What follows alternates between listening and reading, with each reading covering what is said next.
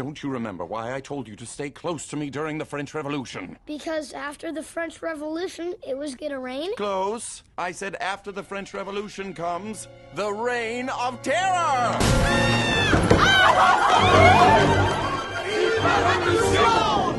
Round up the aristocrats!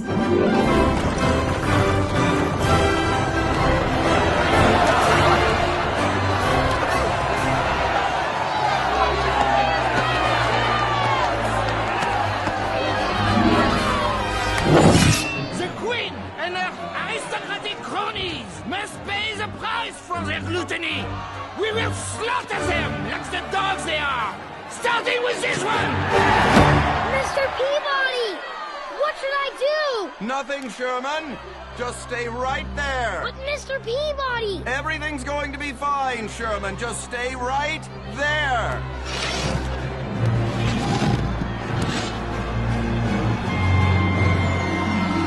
Off with his head! Mr. Peabody!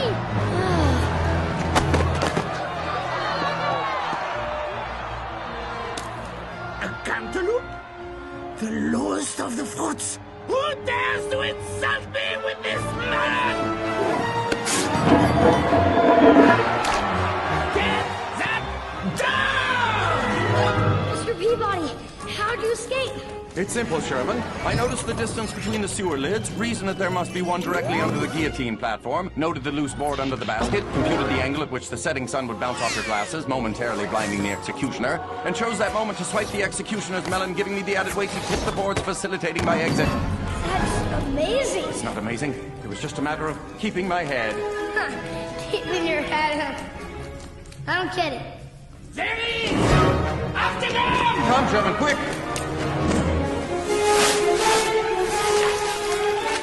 Oh, this water tastes terrible. Interestingly, that's not water.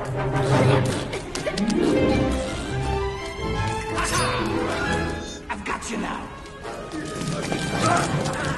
Indeed you have, Monsieur Robespierre. And what a master of the chase you are. Oh, you noticed? Of course, doubling back on me like that. That was genius. Thank you. I just hope you don't take my little Confederate here. I depend on him so completely. Get over here, you. Drats, you're devilishly clever. I know, and much quicker than you as well. But are you quick enough for this? See? Quick! Quick, yes, but not too smart. Oh! Another cantaloupe! You're so... All right, Sherman. Looks like it's time for a little pop quiz in the art of fencing. Go! Attack! Parry! Thrust! Repeat! No. Remise! Boy!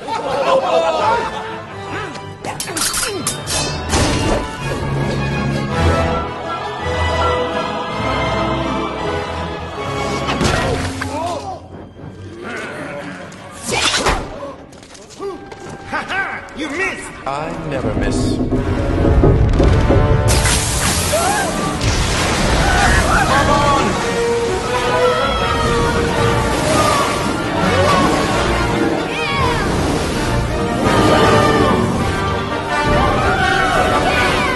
Do you smell that, Sherman? It wasn't me, Mr. Peabody! I know it wasn't you. It's the methane gas in his sewer system. And given the fact that it ignites at 306 degrees Fahrenheit, we're about to use it to blast out of here!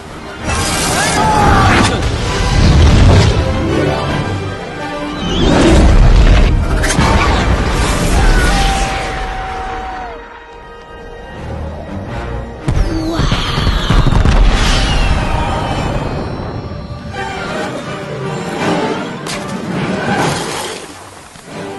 Nice landing, eh, Sherman? In this session, I want to talk about sociology and the development of sociology as a discipline. So, sociology as a discipline emerged in, some people say, the late 18th century and early 19th century. As a discipline. That's when sociology started. So one of the key figures who is regarded as the father of sociology is a gentleman called Auguste Comte. He is the one who coined the term sociology. So he initially called it social physics, and then of course later on changed the name from social physics to sociology after some reservations over how the concept social physics was being used in other disciplines. So it developed in the 19th century in response to a number of events, a number of forces that were happening during that particular time.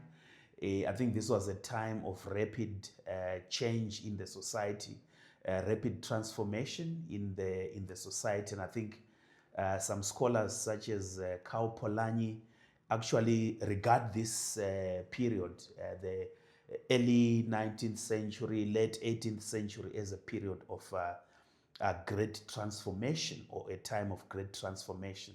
A lot of things were happening that radicalized the way the society was organized and the way the society was structured. So I think before we look at these forces that led to the development of sociology, and I think the question that some people might have is, what is sociology? How can we define sociology?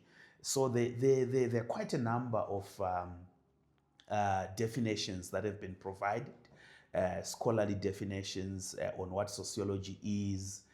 But at a more basic level, sociology refers to the systematic and scientific empirical study of human behavior, human interactions, and social institutions.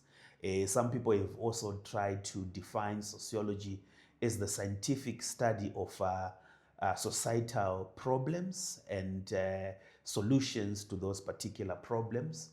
So sociology is interested in understanding patterned human behavior, why people behave the way that they do. So we are interested in examining those patterned interactions between people, as well as how social institutions that we have in the society pattern human behavior, pattern human interactions. So when you think of institutions, we are talking of your family, we are talking of religion, we are talking of schools, and many other institutions that we have in the society.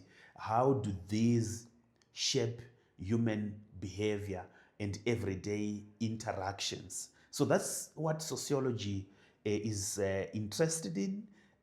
That's what sociology as a discipline is preoccupied with.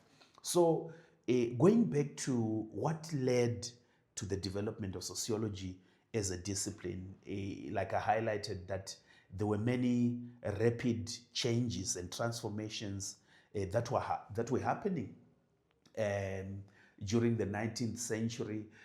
Some of the most important forces and events that triggered the development of sociology is the 1789 French Revolution, which culminated into other political revolutions across Europe. So you might maybe want to know that in the 18th century and before, most of the countries were ruled by what are called absolute monarchs. This is where leadership was sort of hereditary. And in France, there was the Bourbons monarchy. That was the monarchy, the royal monarchy that ruled France for many years. So the 1789 French Revolution was a revolt against absolute monarchs that were becoming very authoritarian in the nature in which they were governing during that particular time.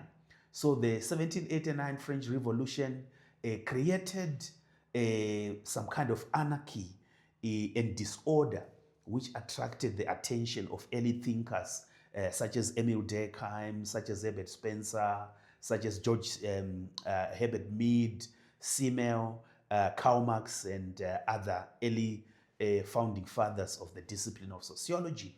Then there was also the Industrial Revolution or industrialization. This was a time where Europe was undergoing rapid industrialization.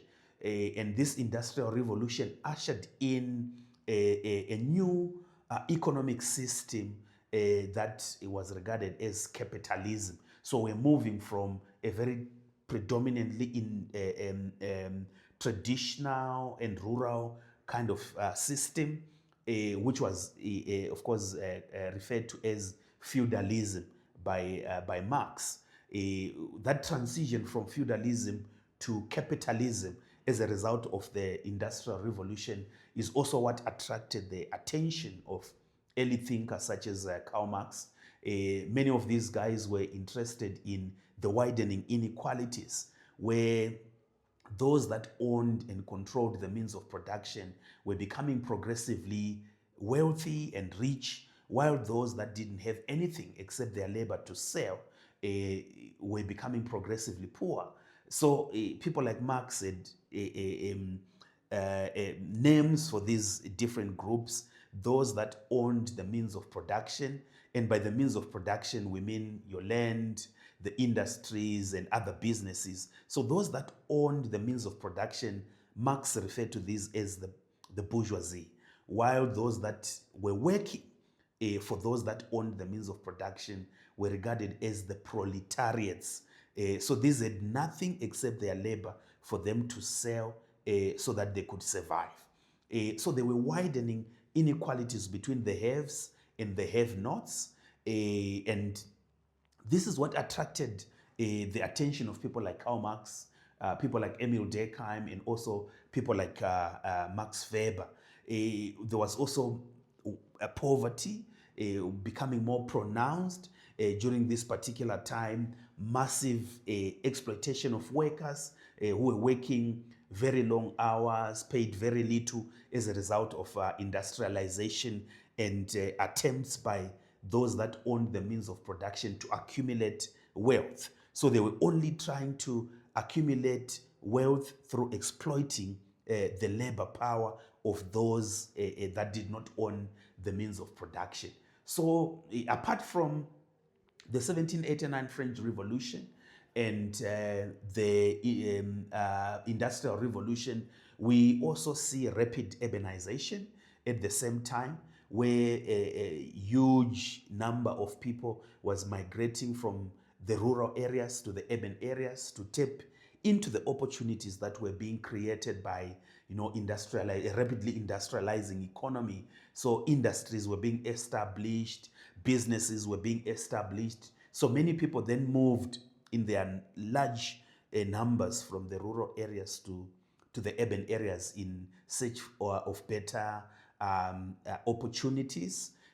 But this could not be all absorbed into the formal job market. So what that meant was that there are some other people that could not get jobs, and some of them became homeless. Some of them started engaging in crime and other social vices, which then attracted the attention of early thinkers such as Marx. There was also the scientific revolution during that particular time, where new inventions, for instance, were being developed, where people were beginning to embrace science and emphasizing more on empiricism and observation. And that also attracted the attention of some early thinkers. I think we could also even mention the expansion of empire or colonialism and the exploitation of what are called peripheral countries by the core countries. All that played an important role in the development of sociology as a discipline and attracted the attention of early thinkers. But going back to the father of the discipline, one of the key fathers of the discipline who coined the term sociology, Auguste Comte, during the late 18th century and early 19th century. So initially, like I said, Comte named these signs of society social physics, and he believed that this should be the signs of society. This should be the scientific study of the society and the way the society was structured. So he sort of subdivided social physics into two key concepts that he called social statics, which refer to the structures that we have in the society and how those structures shaped human behavior. And then he also said that within these signs of society, we also have what he called social dynamics, which explained the change that occurred in the society and in the structures that we have in the society. So social dynamics related to how structures in society as a whole evolved from one stage to the other. And that's when he developed his law of 3 stages, where he was saying that social systems, social structures in the society evolves through 3 stages. That is, it starts from a theological stage dominated by religion, then it moves to the metaphysical stage, which is an eclectic mixture of religion and science, and then eventually to a very modern and industrialized scientific society, which he referred to as the positive stage. So we move from a theological stage to a metaphysical stage, and then eventually to a positive stage. But then he later on decided to change the name of these signs of society to what he referred to as sociology. And that's where we see the birth of the discipline of sociology, when he shifted from social physics to sociology. But it still had the same kind of principles that he believed that we can understand human behavior and we can study the society by using the very same principles that are used in the natural sciences, in biology, in physics, in chemistry, and other so-called hard sciences. So he believed that we could apply the same scientific principles and scientific methods to understand human behavior. And that's when he developed his concept of positivism. And I think positivism, you probably know that this is a philosophical paradigm which believes that we have an objective truth and reality that is universal, which can be generalizable, which can be verifiable. And he believed that since we have the natural laws that governed the natural world, we should also have the social laws that govern the social world. So when we talk about the natural laws, what might come into mind is the laws of gravity by Isaac Newton, that everything that goes up must fall down because of the force of gravity. So he believed that because we have the laws in the natural world that govern that world, we also have the social laws that govern the social world. And therefore, the responsibility of sociological thinkers is for them to go and discover these laws that govern the social world. And that's when he developed his ideas on positivism. So Auguste Comte was very influential in the development of sociology as a discipline, from coining the term and defining it as the science of society that enables us to have a scientific understanding of human society and the institutions that we find in the society. He influenced the other thinker who is also regarded as one of the key founding fathers of the discipline of sociology, whose name is Emile Durkheim. So Emile Durkheim was more like a disciple of Auguste Comte. Is credited as the first thinker to establish a department of sociology at a university. So while Auguste Comte had all these interesting ideas, and he had written about these interesting ideas, that he wanted to develop a science of society, that, there are other sciences, but we didn't have the science of society. So he developed the science of society and called it social physics, and then later on called it sociology. But he did not establish this really as a discipline. So the first thinker to really establish a department at a university of sociology is Emile Durkheim. So Emile Durkheim is also credited as one of the founding fathers, and he is also one of the first thinkers who developed some of the first sociological theories, and when we are going to talk about this in more detail when we introduce what we call classical sociological theories. So Emile Durkheim borrowed much from Auguste Comte, who was more like his mentor. He used the very same kind of principles that were recommended by Auguste Comte. So for instance, in his study of suicide across Europe, Emile Durkheim actually made use of statistics and statistical evidence to do a study on suicide, where he concluded that something that might be viewed as a very personal kind of act, such as killing yourself or committing suicide, is actually not isolated to individuals, but is connected to the bigger societal structures. And he used statistics and also collected the diaries of the people that committed suicide, and then eventually committed that in societies where there is low forms of solidarity, they tend to have more rates of suicide than those that have got high levels of social solidarity.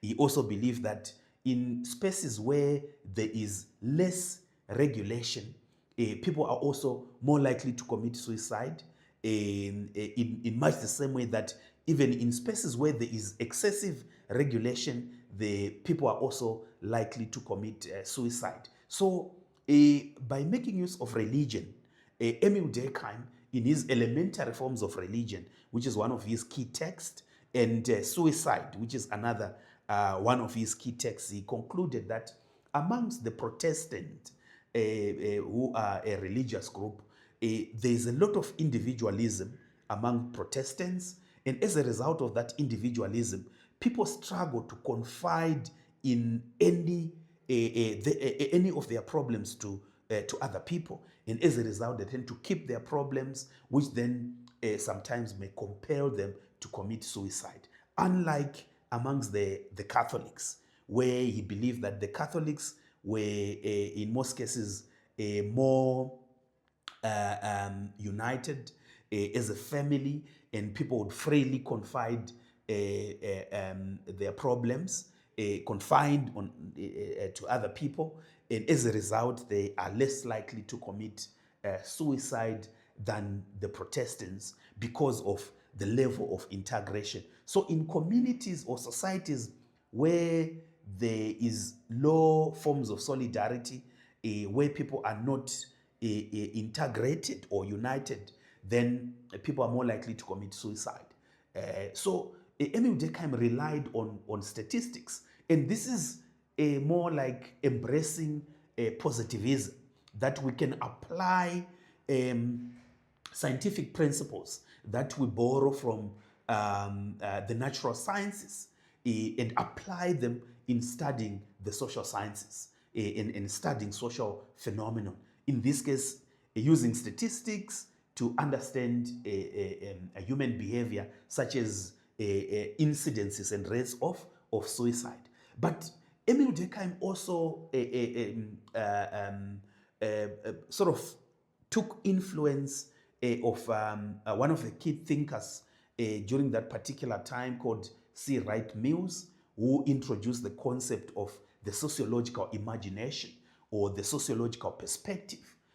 where he was emphasizing that what might be viewed as a social, a personal problem might actually be connected to a public issue or to a broader problem. So what might be viewed as a personal problem might actually be connected to bigger societal issues. And in this case, Emil Durkheim tried to prove that suicide, which is a very personal, an individual act, might actually be caused by broader social structures that we have in the society. But of course, C. Wright Mills also emphasized that when we are looking at a social phenomenon in the society, sociologists should consider looking at the biography, the history, but also the bigger social structures that might shape that particular phenomenon that they are interested in, so that they understand how patterned this social phenomenon is and how it is connected to the bigger and macro social structures of that particular society. So when you're thinking of, let's say, countries such as South Africa, you see, Wright Mills would argue that you cannot understand why poverty is so much pronounced amongst black people, or why South Africa is regarded as one of the most unequal countries without looking at the history, right, of colonialism, of dispossession, or without looking at the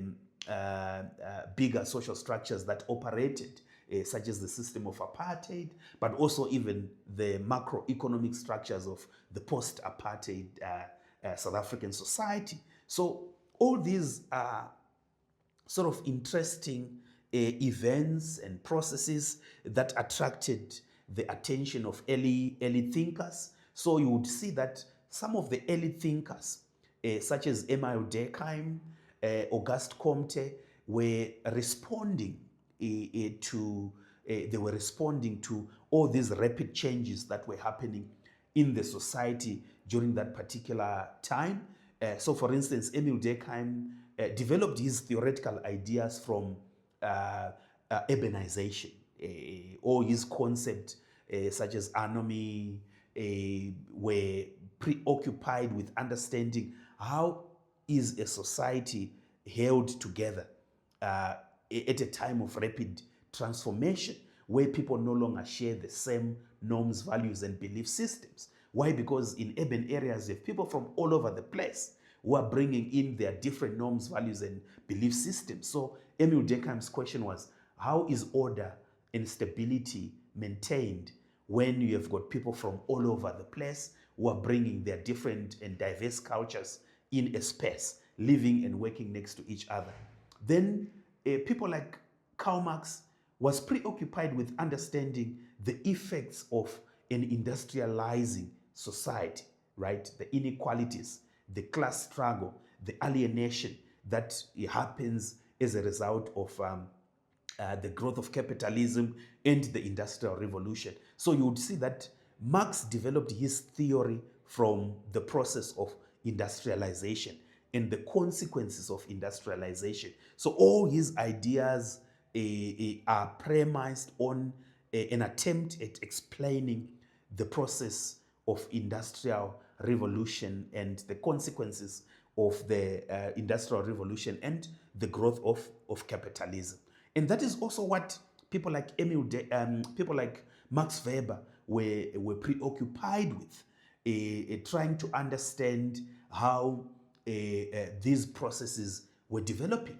So Max Weber, as you would see maybe in our next session, he credited religion as playing an important role in the development of capitalism.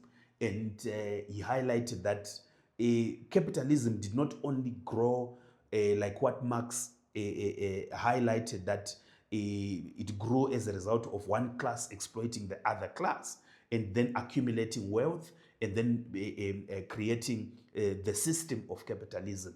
Max Weber, in contrast, was saying actually during that particular time, Protestants were teaching very interesting ideas, what were referred to as Calvinist ideas, where people were preoccupied with ideas of predestination. How would people know that they are the chosen, that they are going to heaven, right? And one of the teachings by John Calvin, under Calvinist ideas, was that you can actually see who is chosen by their work ethic, by their lifestyle.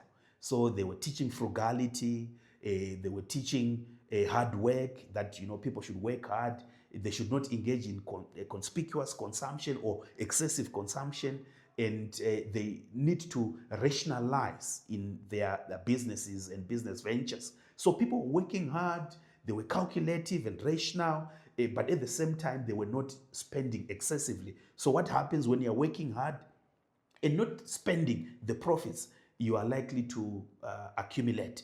And as a result, Max Weber then, in his popular text, The Protestant Ethic and the Spirit of Capitalism, was highlighting that religion had a significant role in the development of capitalism. So these are some of the early thinkers who were responding to the rapid transformation, the great transformation that was happening in the 18th century and the 19th century, which culminated to the development of what we now call sociology. So the Enlightenment also played a very significant role in the development of sociology. So this was an intellectual movement which was influenced by what were referred to as philosophers or